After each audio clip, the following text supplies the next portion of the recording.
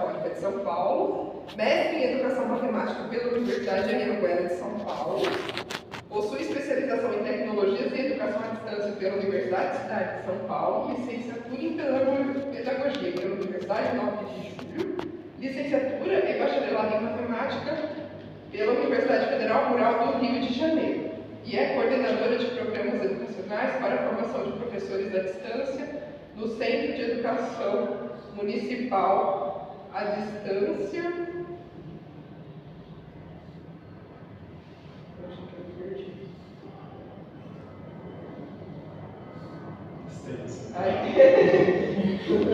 Não tem problema. Do Centro de Educação Municipal à Distância de Guarulhos. Possui experiência na formação de professores da modalidade EAD, é docente de matemática da Rede Estadual de São Paulo e na Rede Municipal de Educação de Guarulhos, como professora de matemática na educação de jovens e adultos. E é membro de grupos de pesquisas, né? O Grupo de Pesquisa e Educação Algébrica da PUC São Paulo. Boa noite. Temos também o professor Dr. Júlio César Vale, que é professor do Instituto de Matemática e Estatística da Universidade de São Paulo, universidade onde se graduou em licenciatura em Matemática, mestre e doutor em Educação, é especialista em políticas públicas para a igualdade social na América Latina pelo Conselho Latino-Americano de Ciências Sociais durante os 2 últimos anos da graduação. Participou do primeiro grupo de alunos bolsistas do PIBID e hoje atua na coordenação do mesmo programa. Em 2014, foi coautor do Caderno de Grandezas e Medidas do Pacto Nacional pela Alfabetização na Idade Certa, PENAIC, que é um programa do Ministério da Educação, e é membro do Grupo de Estudos e Pesquisas em Étnico-Matemática desde 2012, da Faculdade de Educação da Universidade de São Paulo. Em janeiro de 2017, aceitou um convite para se tornar secretário de Educação e Cultura de Pindamonhangaba, tornando-se, em 2019, secretário municipal de Educação, após a reorganização administrativa das áreas, cargo que exerceu até março de 2020. Então, nós damos as boas-vindas a Dosília e ao Júlio, e aí vocês podem ficar à vontade para fazer a apresentação. Vocês querem que eu controle o tempo e vá avisando quando falta 10 minutos, 5 minutos? Tá bom. Vou começar então, tá? Já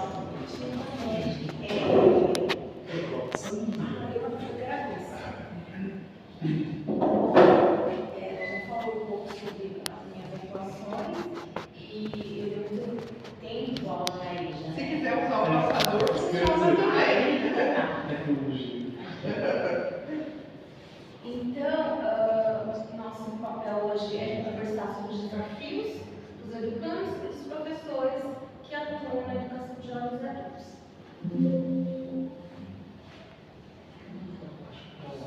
As setinhas. Tem que ser pra Não, eu acho que é porque tá de ponto peso. Aí, a setinha é bom. Então, a educação de jovens e adultos, né, esse termo, ele surgiu a partir da LDB, tá, de 1996, porque antes era só educação de adultos. E, a partir disso, dessa lei das diretrizes de base da educação nacional, a EJA passou a ter o ensino fundamental e médio, trazendo os jovens, cada vez mais jovens, para dentro dessa modalidade de ensino. Porque tinha muita desistência, muita repetência, né? Esses jovens estavam muito fora da idade do ensino fundamental regular. E aí, o ensino fundamental, eles, em média, eles concluem com a metade do tempo e são para alunos já que estão fora da idade própria. E aí já tem essa característica, né, de os alunos começarem aos 15 anos no ensino fundamental e 18 no ensino médio. Bom, vou falar daqui a pouco um pouco sobre o currículo, que eu estava dando a palestra sobre isso agora. E esse currículo do Brasil 2002, que é uma proposta do MEC, tá? É a proposta que ainda está vigente em relação ao Brasil, sobre a EJA, que tem especificidades, que trabalham a matemática na EJA. E aí, o que esse currículo traz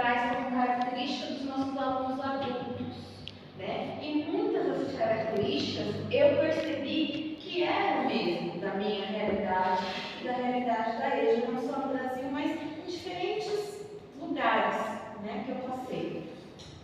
Os alunos da EJA, eles costumam ter decisões profissionais, reflexão sobre seus conhecimentos. Eles têm resistência à mudança e propostas de atividades diferenciadas, insegurança, medo de errar. Eles tiveram, muitos deles, os estudos interrompidos por trabalho. E por que eles retornam? Por causa do mesmo trabalho, do desejo de aprender, porque eles querem certificado para ter uma melhor colocação no mercado de trabalho. Eles também eles querem saber a utilidade dos conhecimentos construídos e muitos deles se sentem incapazes de aprender. Eles têm esse sentimento de inferioridade. Não todos, mas uma boa parte dos nossos alunos da EJA tem baixa autoestima. Então a gente tem que valorizar o quê? Que eles podem incentivar, que eles vão conseguir alcançar os objetivos deles, certo? Essas são algumas características que eles apresentam diversas, né? Porque hoje está cada vez mais jovem a sala de aula da EJA. Não é mais só aquele senhor, aquela senhorinha de 80 anos, de 30, de 40. Não, tem idades diversas, né? Tem um público diverso. E a gente vai trazer um pouco sobre esse desafio de trabalhar com essas diferentes gerações. Tá? Bom, eu vou aproveitar e fazer um elo com a etnomatemática. Por quê? Tá? O nosso trabalho com a EJA representa o quê? Diversidade. Né? A gente tem diversidade de religião, de cultura, de nacionalidade, de diversas, né? de gênero, de diversas diversidade.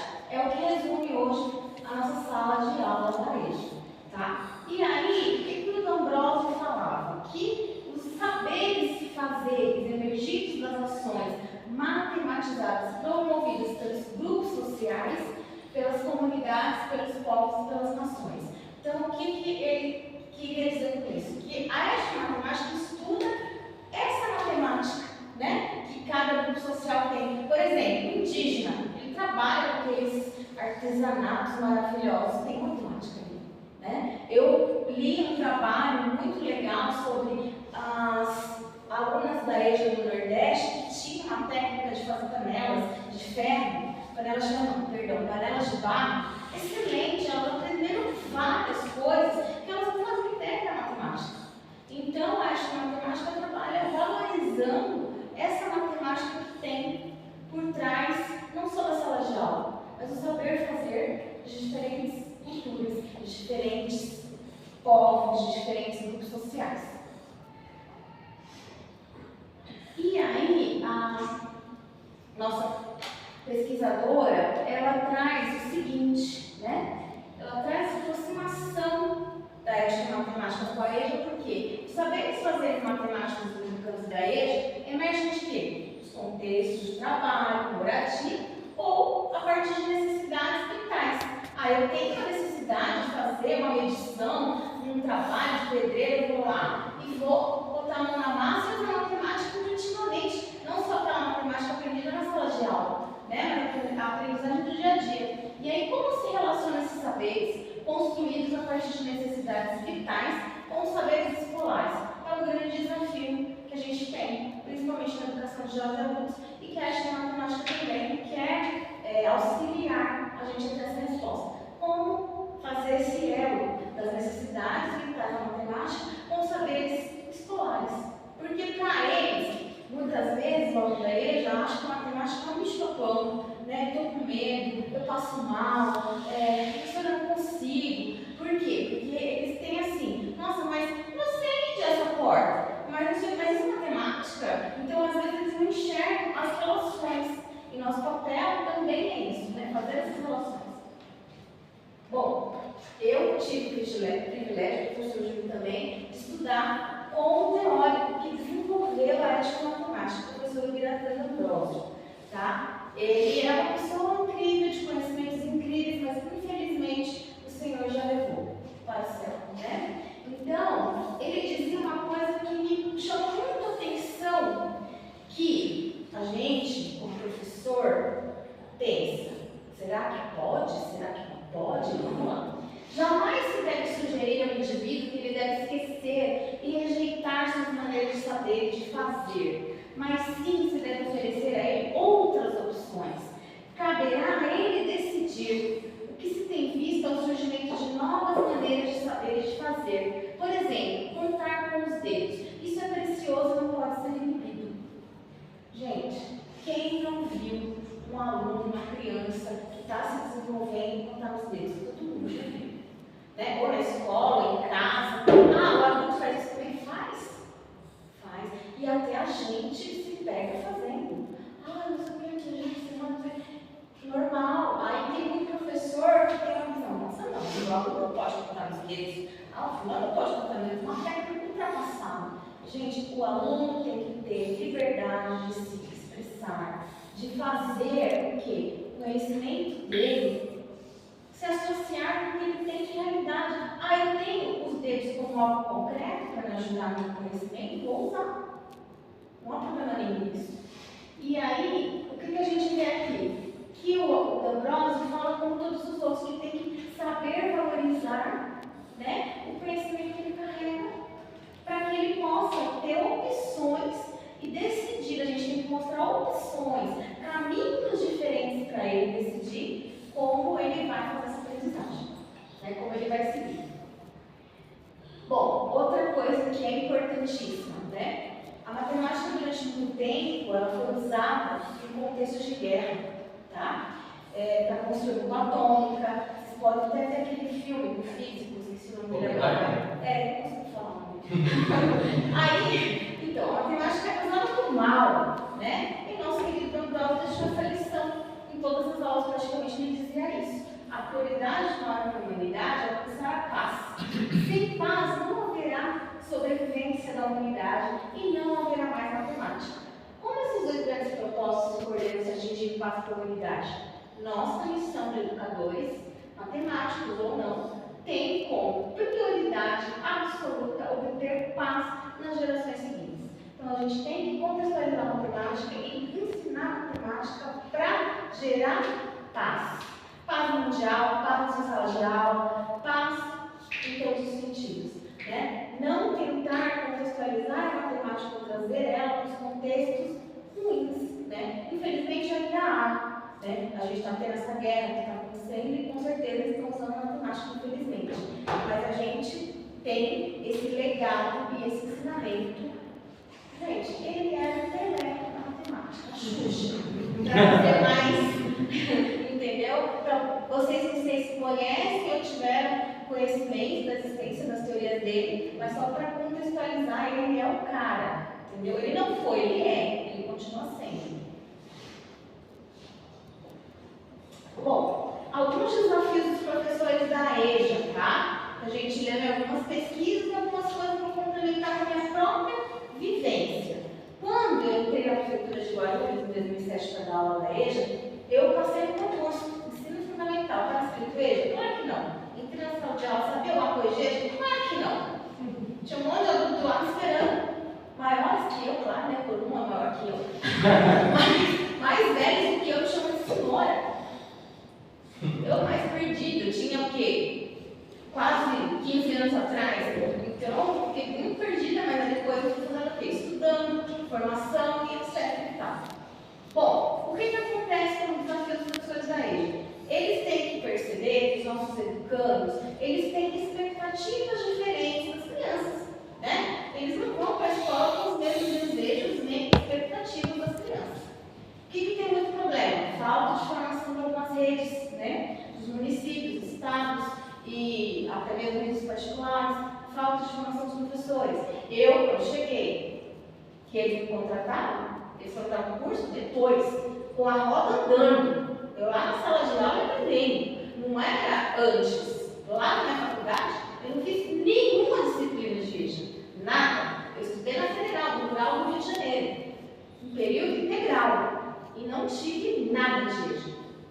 Então, o que acontece, né? O professor também, ele tem que observar, que é um desafio para ele, valorizar o conhecimento que esse aluno da EJA traz.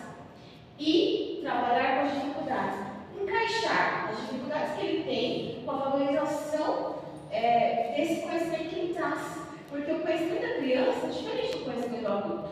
Né? A visão de mundo, a leitura de mundo e as matemáticas que eles já passaram, as profissões que eles já passaram, o mundo do trabalho, etc. Outra coisa que eles têm, né, o professor, preocupação com o conteúdo. Né? O professor da EJA fica preocupado porque que conteúdos eu vou priorizar para o meu aluno aprender melhor, sendo que eu tenho 6 meses para dar conta. Porque no ensino regular é 1 ano, mas na EJA são 6 meses, aquela modalidade. Daí, outra coisa muito importante, tá? A relação professor-aluno da EJA. Quanto mais o aluno se aproxima de você, e é assim, como eu posso dizer, uma relação amistosa, uma relação saudável, de respeito, de empatia, mais ele aprende. É engraçado às vezes, mas o aluno da EJA, ele é tão carente de carinho quanto as crianças. Ele se apega muito e ele tem muita dificuldade quando muda de um professor para outro. Às vezes eles querem ir para a escola que a gente está, às vezes eles não querem mais ficar porque aquele professor está na escola. Tá? E eles têm muita vontade de aprender. E essa relação amistosa que ele tem com a gente incentiva e estimula eles a aprender cada vez mais. Não sou só eu que estou dizendo pelas minhas experiências, tá? De mais de 10 anos de sala de aula de EJA, mas estudos e pesquisas, como de Carbone, fala sobre isso. E fala também que um desafio que a gente tem é lidar com a baixa autoestima e sentimentos de capacidade que esses alunos trazem. Eles se sentem incapazes, eu também várias vezes, eu não consegui terminar, eu sou burro, não sei matemática, não consigo aprender, e tal. Eu tinha uma aluna, coitada, tinha dor de cabeça. Ela me olhava, professora, matemática hoje, socorro. Não, calma, tranquilo, devagar, seu tempo, seu ritmo. Então a gente tem que incentivar, valorizar e dizer para ele, você é capaz, só que cada um tem o seu tempo de aprender. Estou falando muito rápido? Não. Os desafios do professor da EJA também, né? Evasão, gente. Evasão da EJA é uma coisa que a gente não tem muito controle, é uma coisa que infelizmente existe muito por vários motivos, tá? Motivos de horário de trabalho, motivos de saúde familiar, saúde da pessoa, motivos de gravidez das adolescentes, motivos diversos, tá? Motivos de prisão, motivos de várias coisas, de várias ordens, que a gente, às vezes até mesmo, ele se sente desestimulado pelas práticas que estão sendo apresentadas na escola, ele se desestimula, acaba não indo mais. Mas isso é o menor dos casos que a gente observa. O que a gente mais observa mesmo são esses fatores externos, que não tem muitas vezes como a gente fazer algo para melhorar. Porque, por exemplo, a aluna está com problema de saúde na família. A gente pode o quê? Tentar estimular, dar um trabalho, ajudar, pedir para ela vir de vez em quando, fazer algo por ela. Mas nem sempre essa pessoa quer continuar. Então, muitas vezes foge da nossa ajuda. Né? O que também é um desafio do professor da EJA? Material insuficiente ou inadequado. Tá? Muitas vezes é difícil de encontrar materiais que são específicos para atender as necessidades de matemática ou de outras áreas da EJA. O conflito de geração tem bastante, tá? Porque os adolescentes querem conversar, querem se dialogar, querem, né?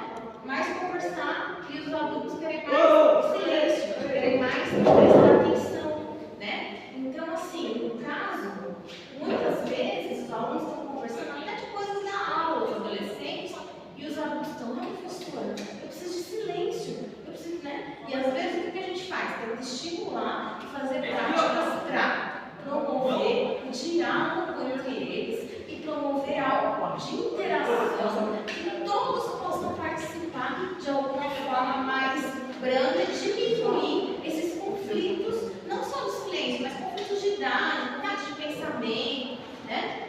E práticas pedagógicas que formam pessoas críticas. O professor da EJA, ele também passa por esse desafio, trazer práticas que formem pessoas críticas. Outra coisa, muito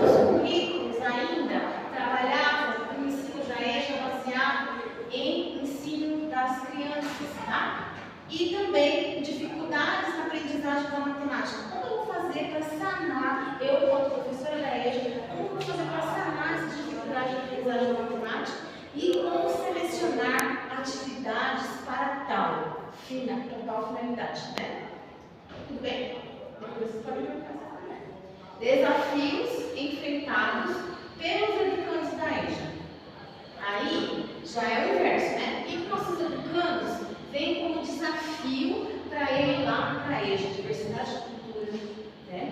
Muitas vezes, algumas vezes, são poucas. Ocorre muitas vezes, por exemplo, no nordestino, que tem um sotaque, o adolescente vai lá e dá aquela risadinha, que ele fala, né? Maninha e tal. Esses assim, esse tipo. Diversidade cultural, diversidade de religião, diversidade de gênero, né? Hoje a gente tem bastante. E diferenças de idades, né? Diferenças de pensamentos, diferenças de gerações, né? O adulto, o idoso, ele tem uma mentalidade e o adolescente, então, na EJA tem outra, né? Totalmente diferente, às vezes, em determinado ponto, em determinado assunto.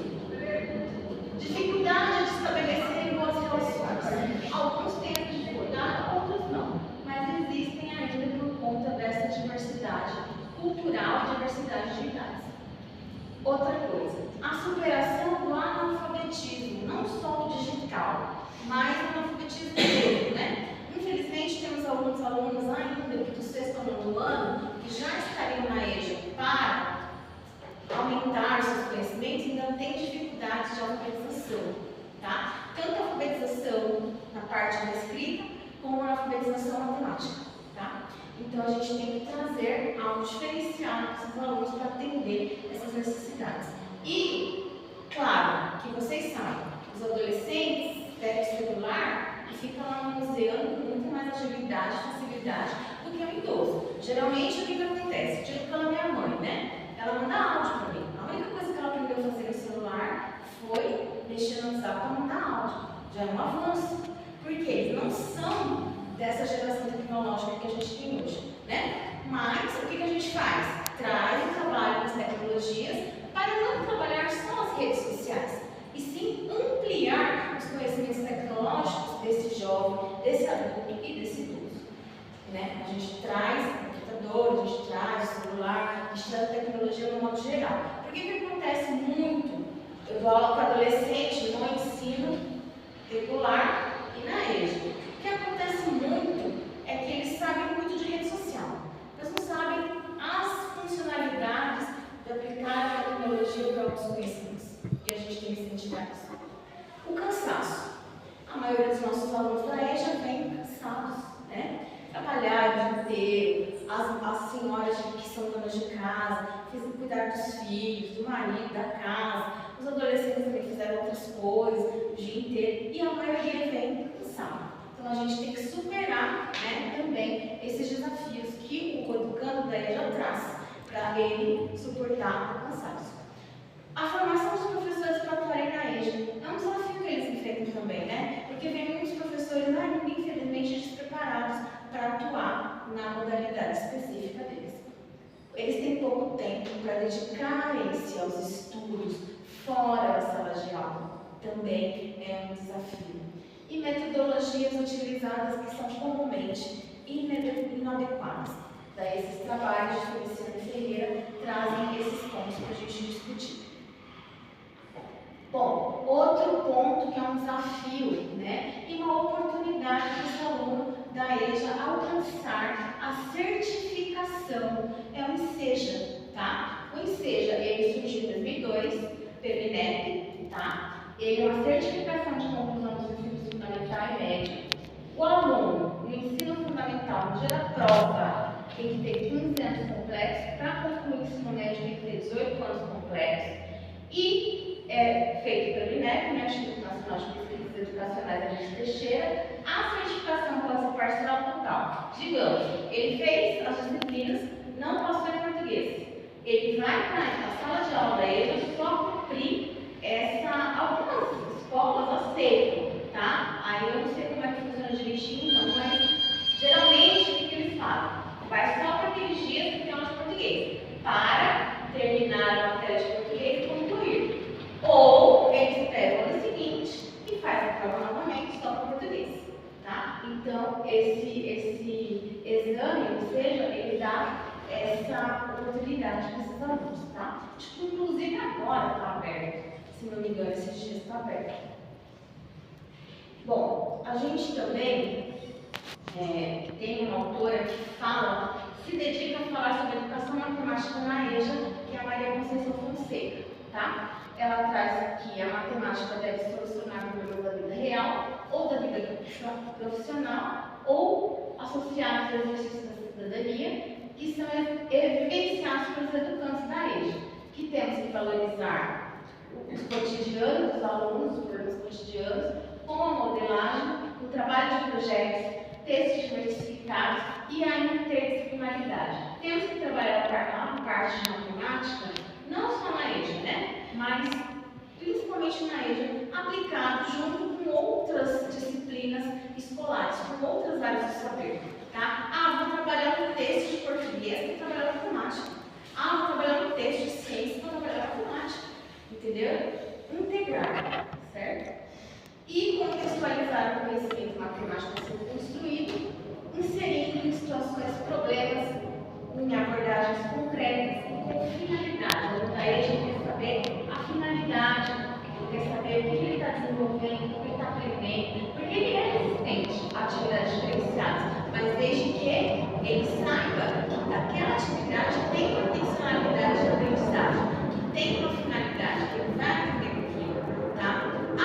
Eu não posso trabalhar com a EJA coisas infantis. Não é questão de trabalhar coisas infantis, é saber como usar certos elementos que são lúdicos e a gente acha que o lúdico é só para criança, não é. A gente vai ver isso. A proposta curricular que ainda vigora, que foi a última que o Brasil, a nível Brasil, se dedicou, tem um capítulo específico para a educação de jovens e adultos e matemática, traz ainda que é de quinta e oitava série, que é o Brasil 2002, tá? E o que traz essa proposta? Quem estava na outra viu mais coisas sobre isso, né? Ela palestra que eu estava dando. Ela favorece a criatividade, desenvolvimento de estratégias, auxilia no trabalho coletivo, eleva a autoestima, respeita a faixa etária dos educandos e estimula o desenvolvimento de competência matemática. Essa base curricular traz esses elementos favoráveis ao quê? Ao trabalho de educação de jovens e adultos com jogos, com lúdico, tá? Na verdade, essa base, essa proposta curricular, ela se baseia em resolução de situações de problemas, de uso de tecnologias. Nossa, mas ela é de 2002, traz um contexto atual que traz. Ainda temos que superar muitas coisas que nós estamos vendo há 20 anos a mais de 20 anos atrás. Né? E aí, o jogo para a EJA serve para tudo isso. Nossa, mas eu não sabia, pensei que era só brincadeira de criança, não é?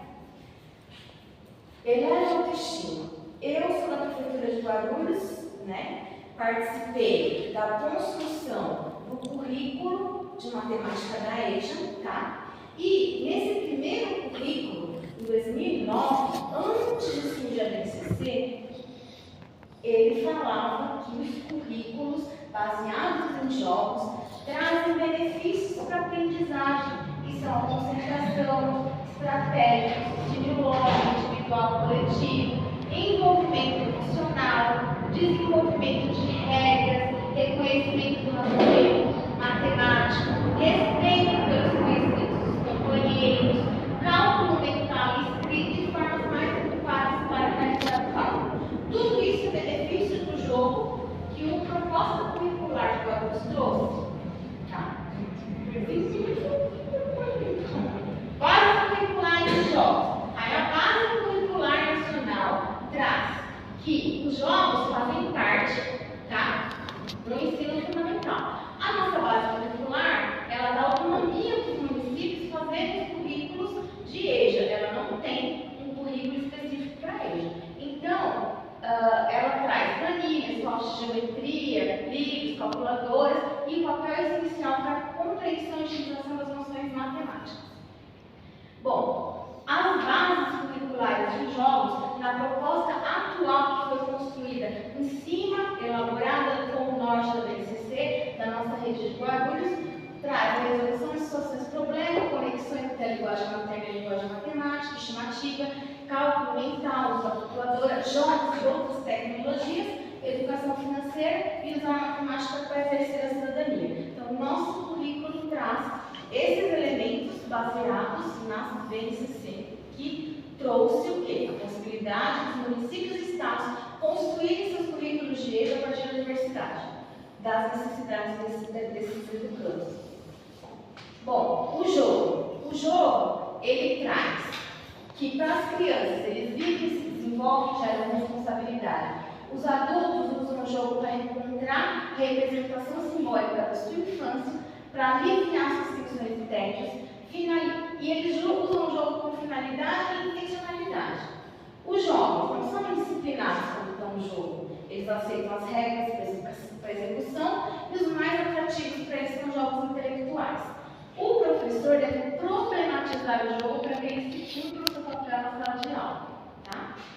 Esse é o teórico também que fala sobre isso. Bom, eu vou falar rapidinho das práticas que eu desenvolvi enquanto professora da EJA, tá? No município de Guarulhos.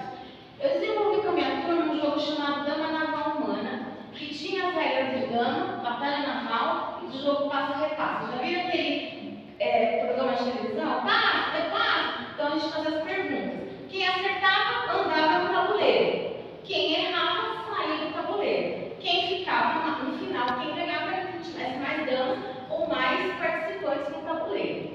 O objetivo: melhorar a qualidade de ensino e aprendizagem da matemática, o respeito mútuo, suavizar os conflitos geracionais, motivar e despertar interesse e desenvolver o raciocínio lógico dedutivo e o cálculo mental. Os conhecimentos matemáticos foram diversos, né? Eles aprenderam o sistema de numeração decimal, polígonos, as operações, racionais, medidas, negativos, cálculo, linguagem de cálculo algébrico, equação do primeiro grau, tudo isso eles estudaram durante o ano e no final do ano a gente fez o campeonato da Dama Naval Humana, tá? A gente promoveu um campeonato entre salas. Os pontos positivos: clima de respeito, interação, cooperação, competição saudável, estímulo do desejo de saber mais, compreensão, cumprimento das regras, organização entre jovens adultos e idosos no tabuleiro, eles se organizavam no tabuleiro. Desenvolvimento da oralidade, raciocínio dos conhecimentos matemáticos, agilidade para as respostas, habilidade de cálculo mental e animação pelo gesto. Eles expressavam para ficar animados pelo gesto, tanto os idosos quanto os adolescentes. Bom, ali está a foto, eles construíram esse tabuleiro, tá? É cartolina e TNT, tá? Pontos negativos que foram considerados: frequência irregular. O aluno da EJA tem que ter a frequência irregular. E aí no dia do jogo, do campeonato, às vezes não faltava naquela equipe, aquela equipe ficava em desfalque. Mas mesmo assim eles jogavam, se viravam, né? Resultado, e muito barulho nos primeiros jogos. Depois foram entendendo e foram diminuindo, se ouvindo, né? Resultado emocionante: a turma que mais apresentava dificuldade de aprendizagem se esforçou muito nos estudos, respondeu mais perguntas corretamente e acabou vencendo o campeonato. Tá? Eles se organizavam em camisetas azuis, camisetas verdes, camisetas vermelhas, camisetas amarelas, cada um time. Tá? Daí a gente fez uns 6 jogos, mais ou menos, né? Dava 2 jogos por turno, né? Durava um jogo meio período, depois tinha um intervalo e mais meio período do jogo. Daqui os primeiros, essa senhora que não dá para vocês verem aqui, bem de toquinha na frente, ela tinha 83 anos. Aproximação entre jovens adultos e idosos. Aí o que aconteceu? Esse pessoal aqui é a minha equipe gestora, com professores que vieram convidados, a Secretaria de Educação, e aqui o que aconteceu? Os adolescentes fizeram questão de premiar, dar as medalhas para os alunos mais idosos. Eles fizeram questão de fazer essa homenagem, tá? E aí, as contribuições de bigodes. Eu vou passar um pouquinho, mano. Você me perdoa? Porque eu fiz muita coisa, me perdoa. As contribuições de bigodes. O que o brinquedo, o jogo, permite desenvolver? Tá? Desenvolve interação, auxilia na criação das zonas de desenvolvimento profissional, possui regras, mediação do professor, cria situações imaginárias, a brincadeira desenvolve relações emocionais por meio do gesto, da oralidade, pode dar prazer, interesse jogos podem exigir a externalização do raciocínio por meio de traços, desenhos, esquemas ou escritos. Está jogando lá, né? Só aluno. Aí tem que marcar o ponto. Ele tem que fazer a continha. Está precisando de traços, desenho, esquema para jogar, tá? O jogo também desenvolve a escrita. E aí esses recursos ajudam o próprio pensamento ou são recursos auxiliares de memória. Ah, mas Vygotsky se trata de desenvolvimento de criança. Mas o aluno adulto, todos nós desenvolvemos as habilidades, tá? Que é o conhecimento que você está com o auxílio de alguém, de repente você faz sozinho. Todo mundo aqui que está passando por aula agora no Instituto Federal, tem lá, o professor explica, faz um negócio, aí você fica assim, né? Está naquela mediação, o professor está ensinando. Estou aprendendo? Quando eu sei que eu estou aprendendo? Quando eu consigo fazer sozinho. Aí ocorreu uma ZDP, né? Aprendizagem. Então, tudo isso a gente passa por esses percursos mesmo adultos, tá? E Brando é uma pesquisadora que fala sobre o jogo pedagógico, tá? Que ocorre na escola, onde o ensino e a aprendizagem tem que ser lúdico, o jogo tem que ser desafiador, ter objetivo, os participantes têm que ser incentivados a jogar do início até o fim, mas eles não podem ser obrigados, tá? Então, o aluno vai fazer uma atividade de jogo na escola, não pode obrigar. Mas ele vai ver os outros participando, ver os outros aprendendo, ele vai querer participar. Ele, professor, eu queria aquele dia, mas hoje eu quero, posso ainda? É assim que acontece. A mediação do professor desperta o interesse dos alunos para justificar as suas hipóteses. Então, o professor, ele media, ele vai buscando, vai instigando ele a construir o conhecimento, né? Eu vou falar, eu acho que vai dar tal resultado. É uma hipótese, então o professor vai mediando. O jogo e ensino e aprendizagem da matemática podem vir a prepará-lo para se adaptar ao mundo do trabalho. Por quê? Porque tem regra. No jogo tem regra, no mundo do trabalho tem o quê? Regra, né? É um dos exemplos. E desde que o caráter lúdico do jogo não seja comprometido. A gente tem que manter também o jogo lúdico, senão fica bastante chato do jeito que as coisas costumam ser, né? Na sala de aula, muitas vezes. Jogo pedagógico, a intervenção pedagógica do professor. O papel do professor no jogo é esclarecer dúvidas, questionar estratégias de decisões, estimular que eles usem papel e lápis, solicitar as justificativas de como eles jogaram, observar necessidades, propor desafios, incentivar a oralidade, o interesse, os registros, fazer previsões, se eles reconhecem seus erros nas jogadas, porque muitas vezes eles jogam errado. Por que jogou errado? Qual a estratégia que você errou? Qual a estratégia que você utilizou? Não dá para fazer isso em todos os grupos, mas você vai desviando algumas coisas, você vai conseguindo, né, fazer aquele momento. Aqui são algumas alunas da EJA jogando PIF da matemática, que foi a minha pesquisa de mestrado. Tá? Essa senhora de óculos tinha muita dificuldade com o quadro. Depois dessa série de jogos de multiplicação, ela melhorou. Não muito sim, né? Mas ela melhorou, ela teve vários avanços. Tá? Aqui foram os jogos que eu utilizei, tá? O bingo da tabuada, que é aquela carteirinha. O de amarelinho que a gente construiu foi a memória de multiplicação. Esse mais elaborado vai ser uma pirâmide, é o jogo pirâmide matemática. Ele é comercializado, tá? E a gente construiu o PIF na matemática. E aí os jogos que tinham multiplicação e cálculo mental para representar o cálculo horário escrito era o bingo da tabuada, o jogo dos produtos e o memória de multiplicação. A pirâmide matemática, ela tem estratégias de construção do cálculo mental e registros de cálculo escrito. Eles não conseguiam fazer esse jogo se não registrassem, eram muitos cálculos. E tinha umas 4 operações envolvidas, tá? E sentenças matemáticas com as 4 operações envolvendo as ideias do cálculo mental. O PIF eram combinações possíveis das multiplicações, né? Tinha que achar a carta 3 vezes igual a 9. Era quem? 3. A carta 3 igual. Olha lá, vendo? 3 vezes 3 igual a 9. Ele tinha que achar as combinações, né? Esse era o PIF de matemática. O Vernon é um teórico de matemática que traz uma teoria muito importante para todo mundo que vai ensinar matemática, que é a teoria dos campos conceituais, tá? Essa teoria trabalha situações, linguagem e representações simbólicas articuladas entre si. E quem são essas situações? Olha lá, atividades que a gente faz na sala de aula, os problemas que a gente sugere, as tarefas e os jogos, que todas essas dão sentido aos conceitos matemáticos. E a teoria dos campos conceituais, ela trabalha o quê? Campo conceitual aditivo e multiplicativo, que são adição e subtração e multiplicação e divisão. Trabalha também a questão da construção do cálculo numérico e cálculo mental. E o cálculo relacional, que são as operações que a gente faz dentro da cabeça para externalizar no cálculo mental ou escrito. Tá? Essas são as operações do cálculo relacional.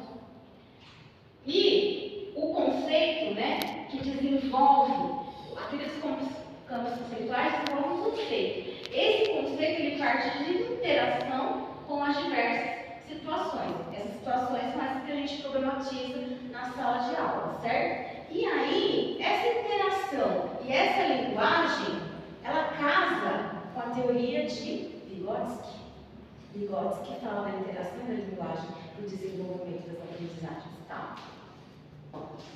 Bom, esse jogo aqui foi baseado na tábua pitagórica, ele é o jogo dos produtos, tá? É uma cartelinha que eles estavam jogando, e aí eles jogam com os dados, com relação ao que cai nos dados. Eles multiplicam, pintam a cartelinha, e aí quem terminar de pintar mais, acaba vencendo. Tem as regras, depois se vocês precisarem do meu contato, eu passo para vocês, tá? E aí esse jogo também, além de todos esses benefícios de trabalhar o lúdico na EJA, trabalha a contatividade, a associatividade, a distributiva da multiplicação em relação à adição e o elemento neutro da multiplicação, que são as propriedades da multiplicação.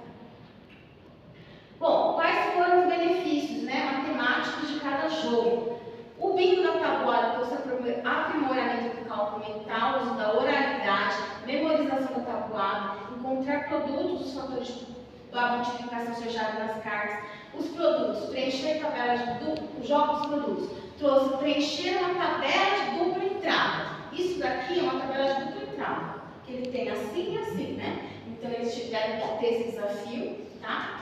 E aprimoramento do cálculo mental, da oralidade, memorizar a tabuada. É errado memorizar a tabuada? Não, desde que você saiba como construí-la e como utilizá-la, tá? E memória da multiplicação, aprimoramento do cálculo mental de novo, memorizar a tabuada, verificar a construção da sentença matemática que envolve a multiplicação. A pirâmide matemática desse jogo aqui, tá? Ele compra pela internet e traz agilidade e rapidez nos cálculos mentais, uso da oralidade, memorização da tabuada, combina números e operações para encontrar os resultados apresentados nas cartas do jogo. Então ele tinha lá as cartinhas e eles tinham que combinar as cartinhas com o símbolo da operação para saber qual resultado ele ia obter, tá?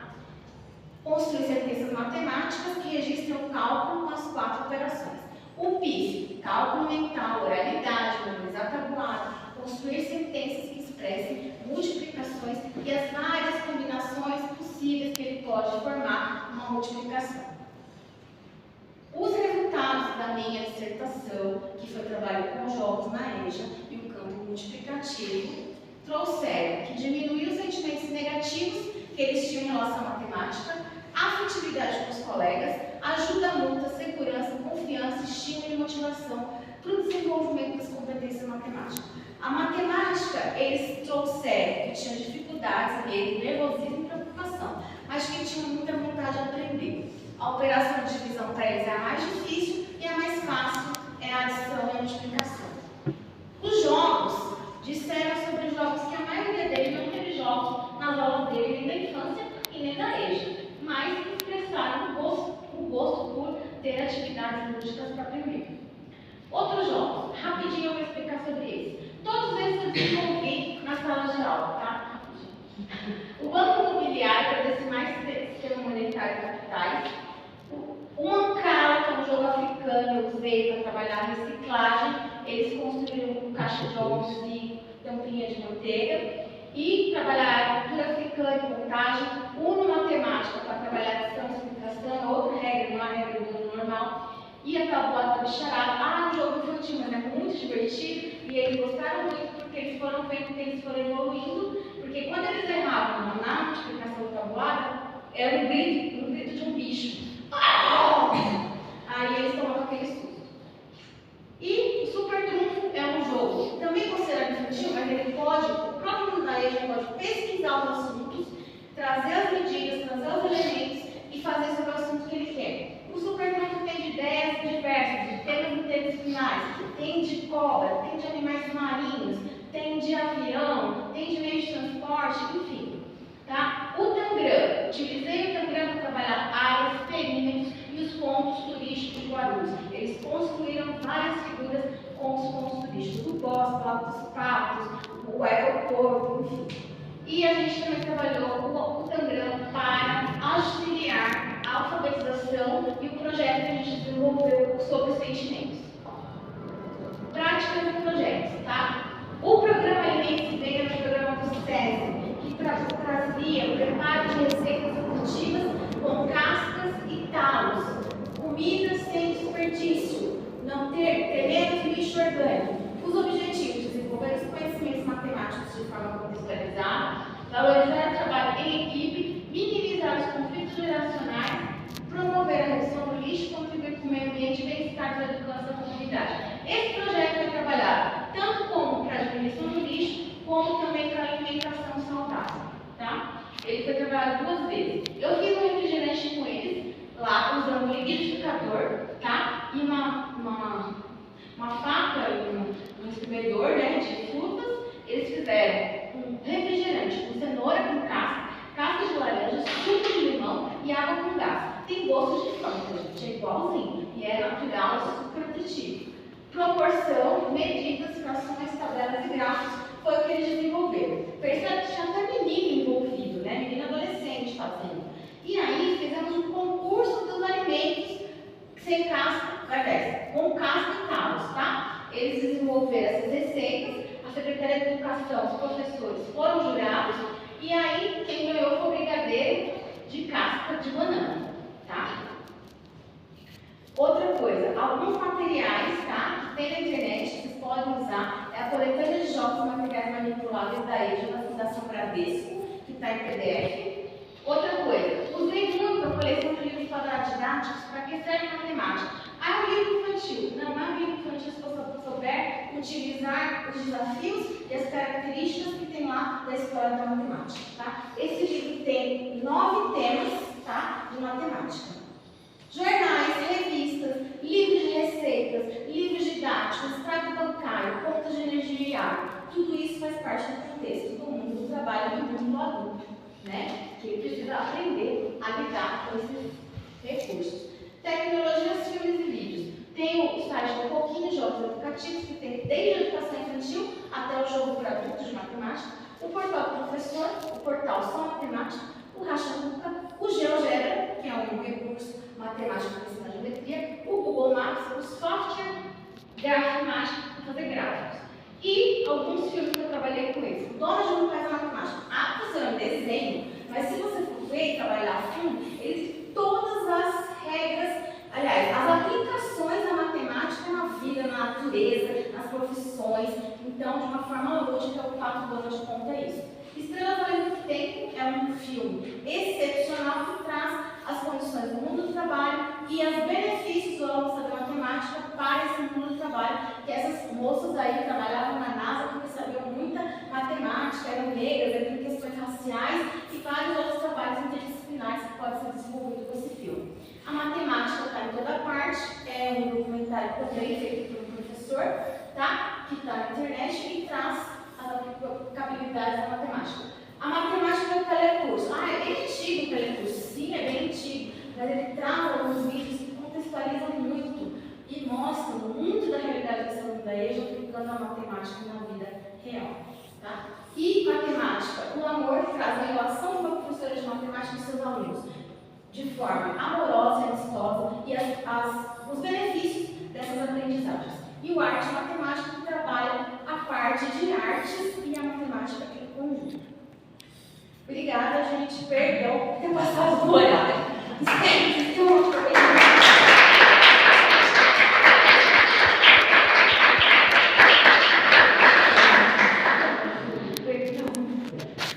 Perdão.